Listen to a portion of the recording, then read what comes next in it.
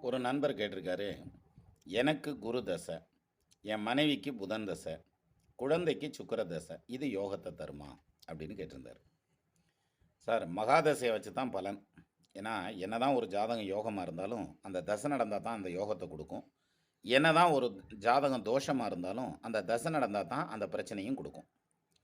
So, அந்த வகையில நீங்க 3 பேர்த்துக்கு நடக்கிற தசைய குடுத்துருக்கீங்க. ஆனா, இந்த தசையினுடைய வலு என்னங்கிறது தெரியாது இல்லையா? இப்போ உங்களுக்கு குரு தசை ஸ்ட்ராங்கா இருந்தா பாசிட்டிவா இருக்கும். ஸ்ட்ராங் இல்லாம வீக்கா இருந்தா நெகட்டிவா இருக்கும். அதே மாரி அவங்க 2 பேர்த்துக்கும். இத இன்னொரு வேர்ட்ல சொல்லணும்னா, இப்ப ராகு தசை நடக்குதுன்னு வச்சுக்கங்க. ராகு 8ஆம் இடத்துல இருக்கலாம், 12ஆம் இடத்துல இருக்கலாம், ஈவன் 2ஆம் இடத்துல, லக்னத்துல இப்படி எங்க வேணாலும் இருக்கலாம். இப்ப 8ல ராகு இருக்கிறனால கெடுதல் மட்டும் தான் செய்யும்னோ, அல்லது 2ஆம் இடத்துல கேது உட்கார்ந்து தசை நடத்துறாரு, அதனால கெடுதல் மட்டும் தான் செய்யும்னோ அர்த்தம் இல்ல. அப்படி எடுத்துக்கக்கூடாது. அவர் என்ன செய்ய போறார் அப்படிங்கிறத வேலிடேட் பண்ணணும்.